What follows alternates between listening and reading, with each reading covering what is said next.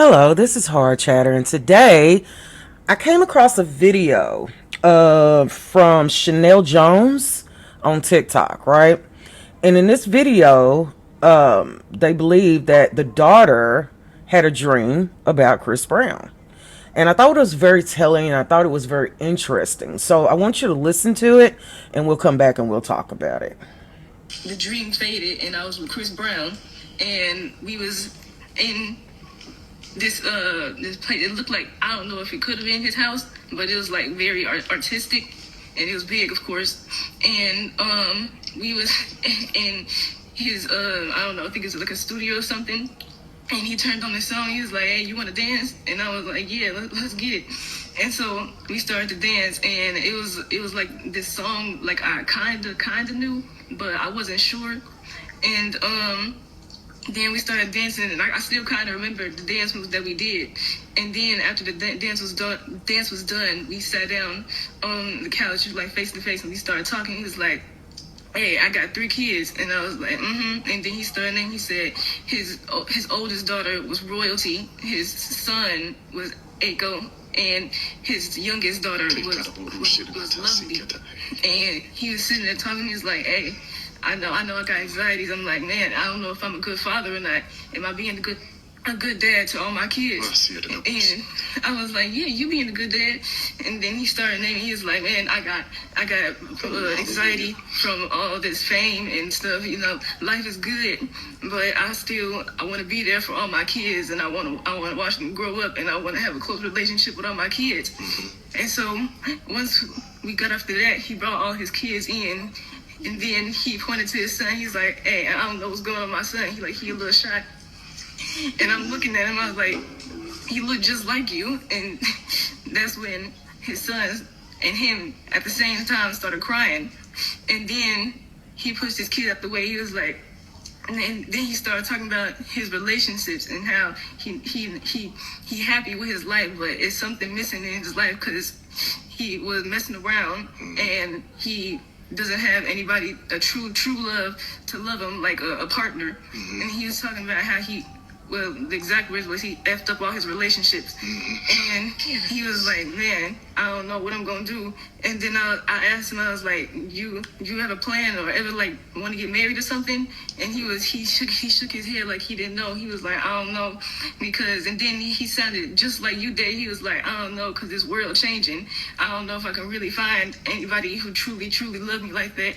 And then he started talking about how the generations changing and how it was easier for older people, the older generations to find love easier. And he said he can't really find that no more. And then he started talking about it was one song that his new song, his newest song. He told me the name. It was Holy blindfold, Holy Blindfold. And he told me the meaning behind it. I don't know. He played it for me. It was like, oh, I know. Is it a song that was released, or is it something that's just in the studio? I think it's a song that's released already. It was like, he played it. I know it. Do do do do do do do do do da da da da. Do do do da da da da. Do do do. Do do do.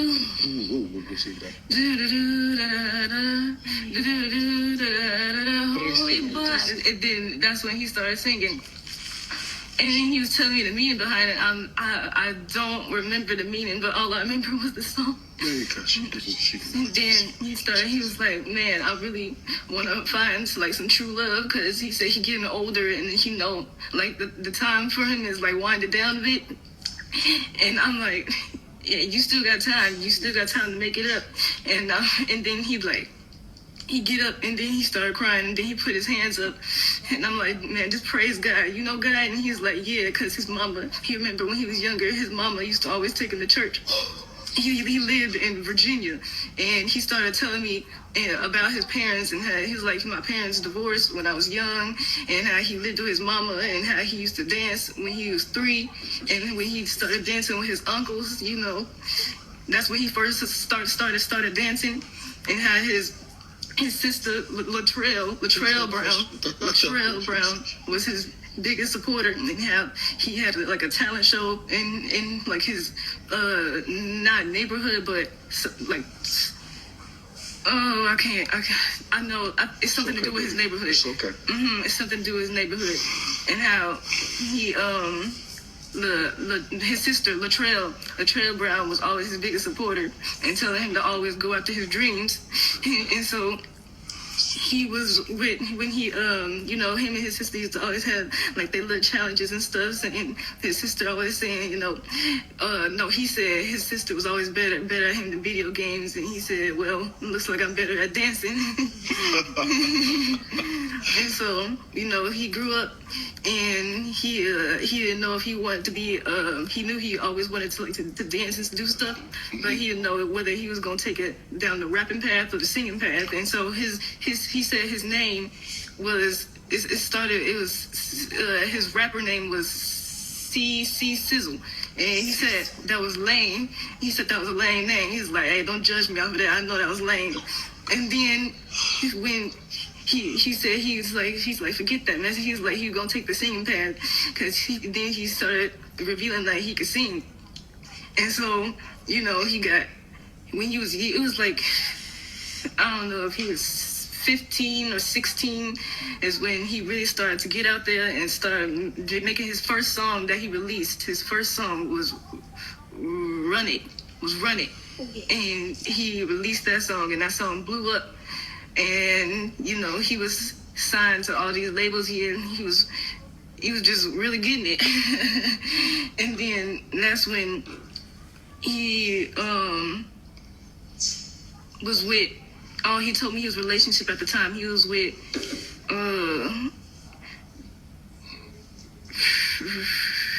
Rihanna. He was with Rihanna. And they had some relationships. And he was like, he really effed that relationship up real bad. And he was like, that was one of his relationships that he would look back on and wish that he did better. Because him and Rihanna, he had a good relationship with her, and he messed that up. And now she gone. So after that he ended that conversation, and then that's all I remember after that. And that's when this is from a young lady named Chanelle Jones, and this is her daughter. And she believes that her daughter had a vision, and I don't doubt it, not one bit, because God will call you at the most numbstaking time in life. Okay, God will call all backgrounds of people.